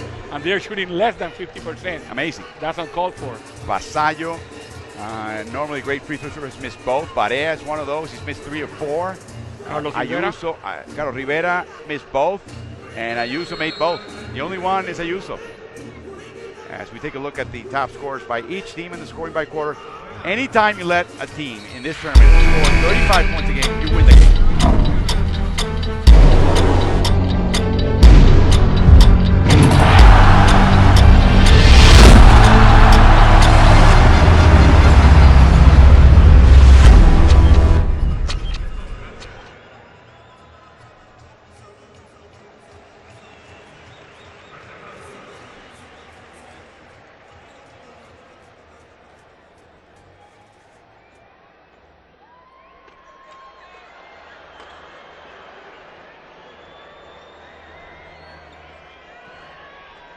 See Horacio Muratore to the left of John Holland enjoying JJ's antics here at the arena. Rowan Barrett to the right of Holland is the assistant general manager of the Canadian team. He was teammates of Steve Nash in those Canadian teams that used to compete heavily with the then Puerto Rican national teams. Javi Gonzalez misses, and there is Clemente for the putback. The effort That's of what he Ramon does. Clemente. That's what he does for you. As we start the fourth quarter alongside former Puerto Rico national team head coach Carlos Morales. This is Alvaro Martin. Fourth quarter of this battle between the Canadians and the Puerto Ricans, and the Canadians are having their way right now with Corey Joseph and an open three by the captain. There's Steve Nash. He's at if you follow American football, he's at the 50-yard line, right at half court. Holland drives. Bachman falls down. 7 to shoot. The floater by Javi, and it's in. Good move by Javi Gonzalez. So they're trading baskets. Yeah, that won't do it for Puerto Rico. They need to get a couple of stops in the line, in straight line. Deflection by Gonzalez. He leaves 3 or 4 in a row will do for them. But they have been scoring and letting Canada score. Just trading buckets.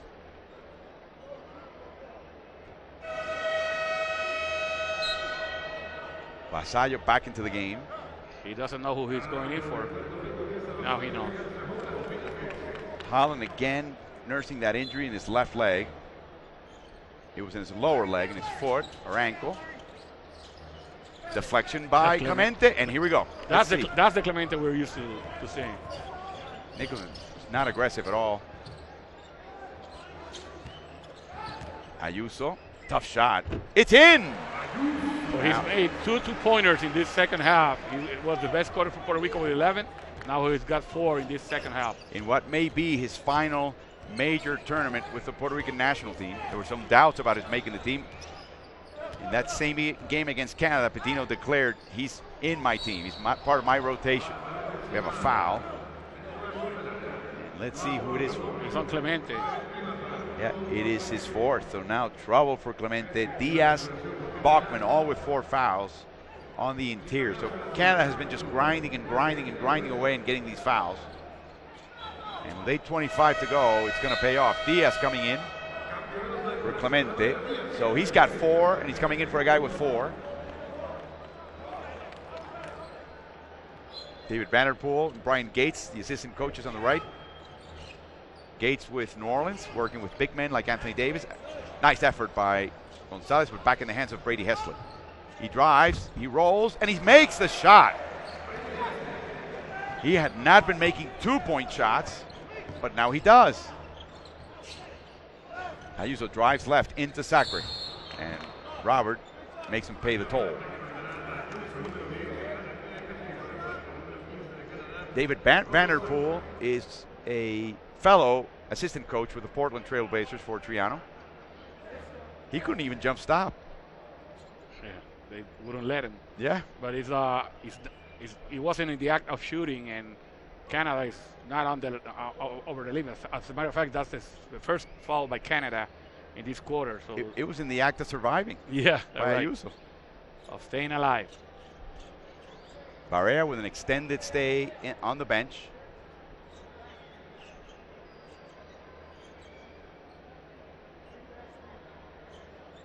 And the crowd is quiet, but they're getting ready. They're saving their ammo for the next game coming up. Saving their energy.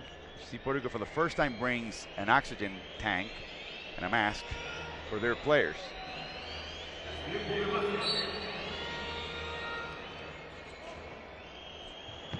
Diaz drives, and he's fouled by Nicholson, but at least he went hard to the basket. He went aggressive trying to dunk the ball. That's what he has to do on every single possession. 2 outcomes, right? You dunk it or you get fouled. Right.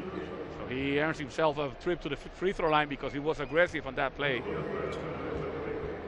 Is there hope that he will make that last bit of transition, Carlos, to become that kind of a player? I don't know. We've been waiting for that for some time now. You do know that big men tend to blossom a little late in the process, right?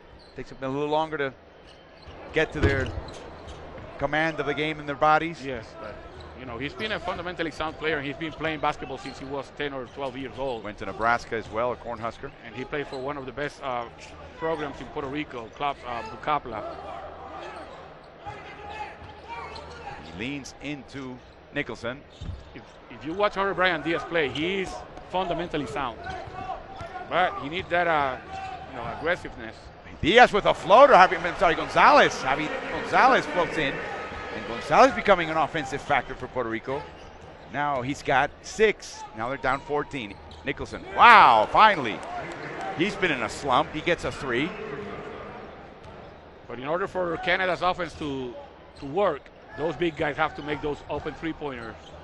Nicholson had missed his 2 prior three-pointers. Ayuso, a long 3. It's in for Elias Larry Ayuso. That is his 4th in 8 shots behind the arc.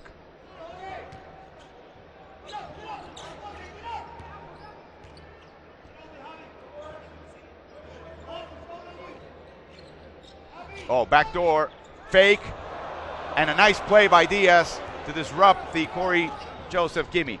Oh, Ayasaya took his eyes off the ball. Here comes Diaz. Inside to a Bachman that wasn't ready.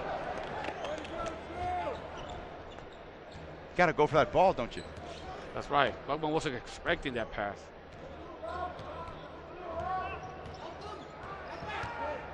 Drive by Joseph. And an offensive foul by Corey Joseph. Ronaldo Bachman sacrificing his body there. Remember, he's got 4 fouls. And that's Corey's 4th, so Phil Scrubb gets up from the bench and will come into the game. Oh, yeah, that is an offensive foul, no doubt, no doubt. Barrera coming back in the game for Javi Gonzalez, who did a very good job while he was out there. He did. Deflecting balls, scoring, trying to keep up with Corey Joseph.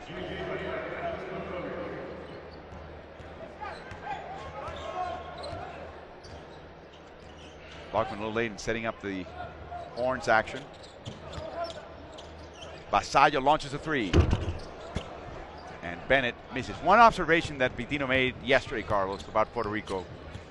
He says they only get into the game if their offense is working. If they're making shots, they play defense. They play great defense. Yeah. They get into a frenzy. So that's exactly what happened from the first half to now. They are not making shots, so they stop playing defense. Vasallo with another notion of a three. A floater this time. Offline, and the rebound easily into the hands of Nicholson. 18-point difference. 5.5 to go in the fourth. Bennett, a three. Long, and Barea brings it up court to Ayuso. Not going to wait long. No, he does. Wanted to pick, he gets it. Pocket pass. Diaz, fouled, and it's in! And it's unsportsmanlike foul. They're calling it unsportsmanlike, so.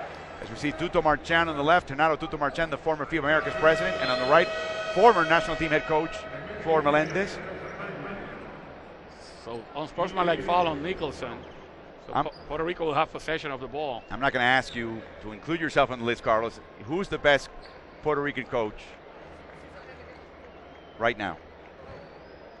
You mean right now, of all the coaches available? Yes, I'm excluding. I'm saying people who were brought up and work in Puerto Rico. Flor Melendez.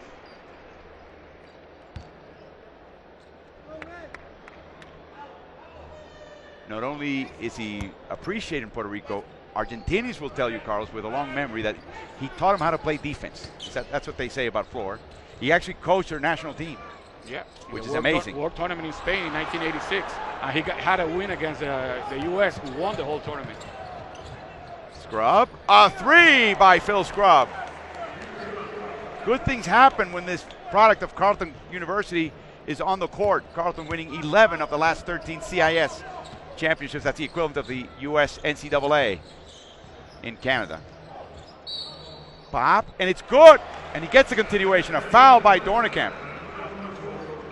So the lead is now down to 16. It's almost like, other than that three by Scrub, Puerto Rico's making 3-pointers, and the Canadians are making 2-pointers. So the lead is slowly shrinking. Right. Dornekamp to the bench. Aaron with his fourth, and Vasallo to the line. Again, we've talked about how good a free throw shooter he is in the Puerto Rican League. 0 for 2 so far. He makes this one. Andrew Wiggins back on the court. Bennett back on the court. Olynyk back on the court. Oh, Wiggins went back door, but Bennett didn't see him. Heslip, baseline. Back to the corner. Heslip for the three. It's in. Great play by Canada.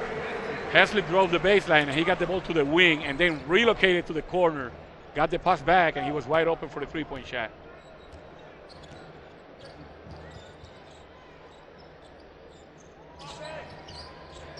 No one screens. Barea with a pass inside. An extra pass to Bachman, and he misses the chippy, but he tips it back in after Bennett touched that ball.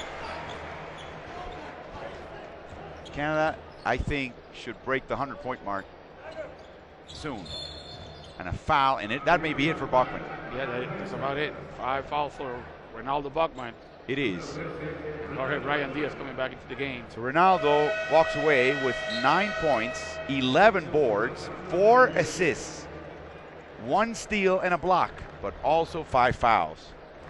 Only playing 24, maybe 25 minutes if you round it off. Heslip and Rivera just. And a foul finally on Rivera.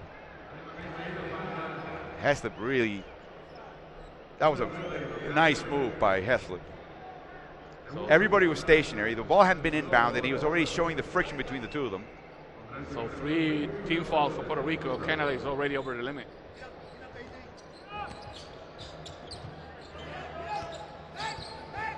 Heslip, a three. In and out. Rebounded by Bennett. Scrub launches, and it's in. He's a heck of a player. You know, can you imagine a better point guard coming off the bench in this tournament than this guy? Well, Paul Stoll is right there also with Mexico. And folks, he's almost an entirely Canadian product. He may have played some tournaments in the U.S. And if this kid Murray from Kentucky would have been available, maybe this guy doesn't make the team. Murray would have been the second point guard. Can you imagine that? Can you imagine what this team's going to look like? Oh, a shove by Scrub. And an offensive foul.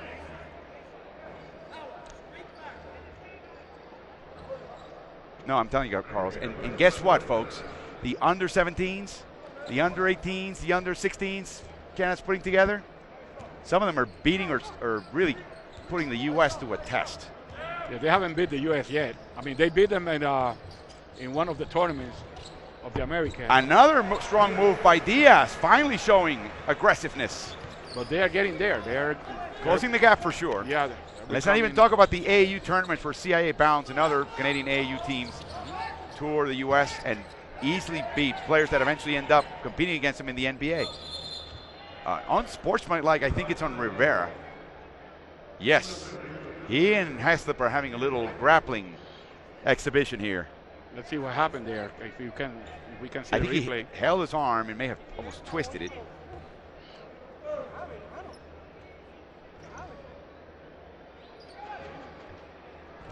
And that is never a good idea when you have such a fine foul shooter. We all know what he did in the NBDL. He ended up playing in Bosnia in the league. He missed one. Yep.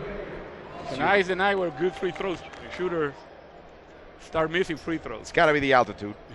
He also played in Bosnia for Igokea, Division 1, making 82% of those free throws. In the Pan Am games, he only made 4 of 7. Strong hand for Wiggins. He gets the bucket and the foul. Okay, he sets up on the left of the court. You know he's going to drive with a strong hand. But see, that happened because Batallo was playing that in a bad way. You badly positioned. Yeah, Basallo was trying to deny the ball to the back court, and he's guarding the inbounder. So as soon as Wiggins got the ball in, he just cut to the basket, and Basallo was out of position. So what do? You stay between the man and the basket, which is basic, fundamentally sound basketball. But my question is, do you not have Basallo? You put pressure on the inbounder from the basket towards half court, not on the other side. Not on the other side. If he wants to pass the ball back, he can't do that, and the point guard will have to put pressure. Second post player for Puerto Rico fouling out. Jorge Brian Diaz gone. He leaves with 7 points, 3 rebounds, 2 assists, and a couple of turnovers. And Diaz played again 23 minutes. Wiggins had a game where he only scored 12 points, and at the end of that game, Carlos, he's starting to force shots. Good rebound, good box out by Villafaña there. Canadians were handily in the lead. Barea with a hesitation move. The floater by Basallo, and he's short. Tipped by Clemente, but back in the hands of Olynyk. Look at the former point guard bring the ball up the court. Heslip's all alone. And Bennett gets fouled, and I think that may be Rivera. And Rivera is about to get a tech if he keeps it up. He's had 3 quick fouls in succession.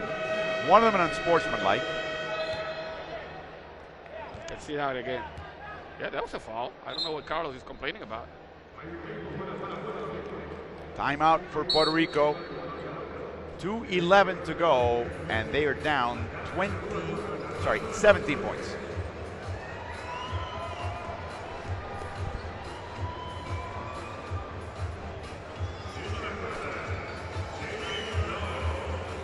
We gotta win Sunday, so don't get mad, okay?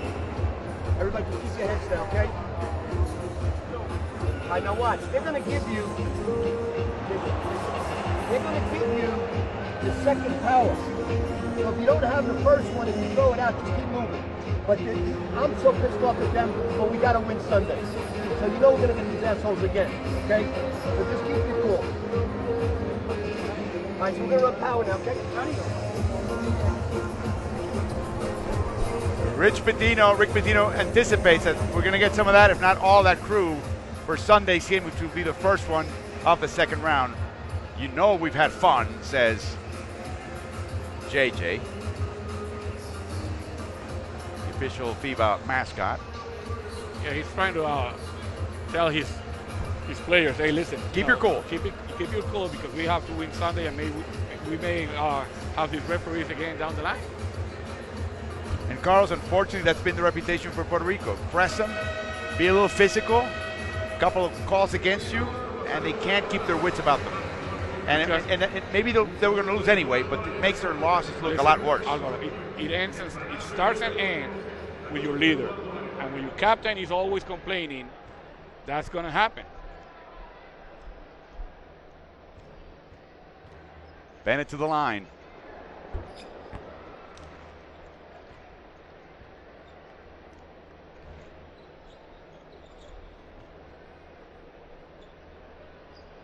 Canadians past the century mark with 2:11 to go. Bennett makes both. Right now he's got 10 points. As a matter of fact, 7 Canadians are in double digits. Look how they chase Barrera. And a 3 by J.J. Barrera. J.J. now with 17. This sort of point distribution by Canada, we have Wiggins with 19, but 7 players with 10 or more, Carlos. It's exactly what FIBA basketball is all about. Yes, that's exactly right. Again, it's a sign to me that the Canadians are kind of getting the hang of the game as well. Scrub, step back, inside, extra pass, deflected by Clemente. What effort, again. And that was the end of the possession. What effort by Ramon Clemente. Great defense by Ramon Clemente. Undersized power forward center. And then Bennett had the offensive rebound, but he didn't know how much time was left on the shot clock, so he kicked the ball out for a three-pointer, but there was no time left. Barrera launches another 3, and it's good. And now he's got 20 points, which is what he's been averaging for the tournament. Yeah, and now it's a 13-point game with 1:20 to go.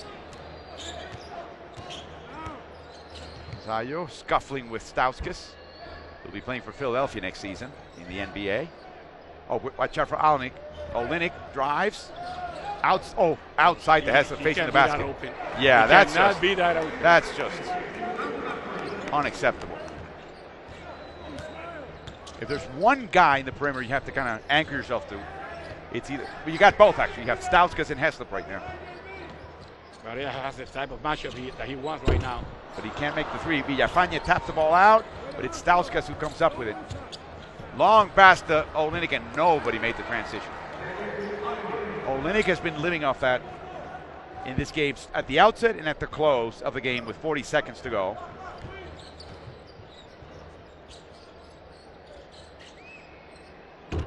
Good extra pass by Villafaña there, but Danny Vasallo cannot score. So the Canadians will finish second in the group. The Venezuelans will finish third. The Puerto Ricans will be fourth.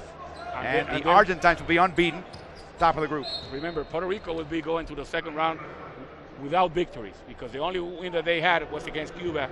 Cuba is a team that's out of the tournament now. They got eliminated because they were the 5th team. You get 2 points for a win, 1 point for a loss, but anything you did against a team that got eliminated vanishes. That gets crushed out of the standings. So just to give you a sense, Puerto Rico is now 6 points behind Argentina.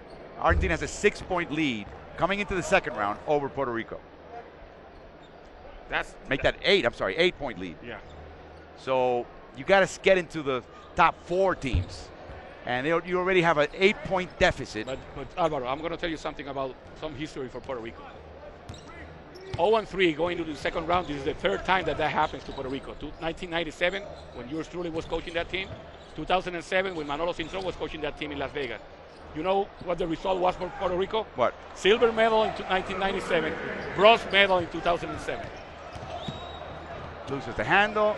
The basket is good by Stauskas. The final exclamation point to a rousing Canadian victory. 112-92 over Puerto Rico. Puerto Rico will be 1-3. The Canadians are going to be 3-1. And Carlos, without Dwight Powell, they didn't need him today. And they wore out Puerto Rico by making their bigs get into foul trouble. Puerto Rico's offensive execution waned in the second half, and the Canadians just kept building and building and building lead and never looked back. And Phil Scrub also was a key player, as during that run, Corey Joseph was on the bench either by a coach's decision or because of foul trouble. Well, I think because Scrub was doing such a good job, and the lead just expanded with him out there on the court. That's the reason why Corey Joseph played less in the second half. They need to regroup. They had a better game. This is probably their best game in the tournament if you exclude the win against Cuba. But it wasn't enough. They lose by 20 to Canada.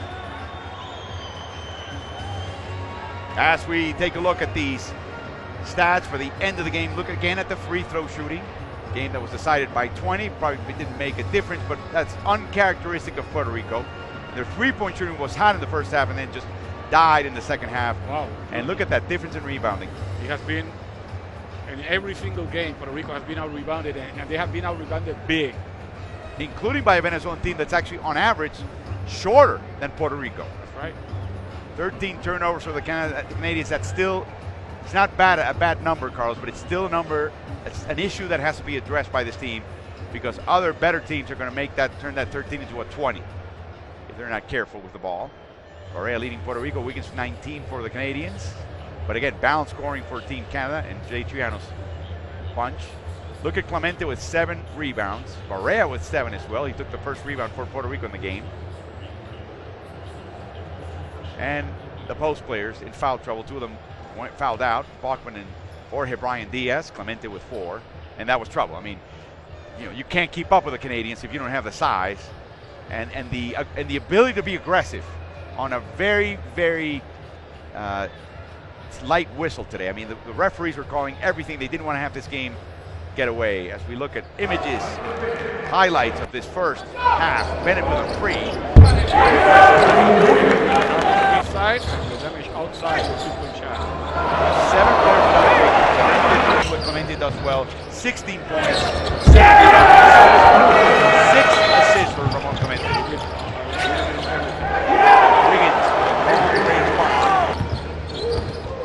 Nice bounce pass, and in the second half, Jorge Diaz went aggressively to the basket. It's a nice sign. Here they couldn't rotate quick enough, and Saka took advantage of it. Another look. That's a beautiful play. That's a great saying about that, because usually when you run a pick and roll, saying that you beat the other guy in the basket to a high point. That was a big goal. That was a very good. You saw off the dribble, a couple long 2. 3 out of 4 threes in the first, 4 threes in the first half. Javi Gonzalez sparked the beat. He's getting the deflections that Pitino loves, and now he's scoring. Second round. He may be. And then Heslop gets it to the show. Corner 3, that was the second one, the first one from the other end. Scrub gets into the game as well. The bomb started flying for Team Canada. Mexico in Uruguay up next. And that will be a chance for Mexico to close out this first round unbeaten. Uruguay looking for a win, although they're in Hispanic.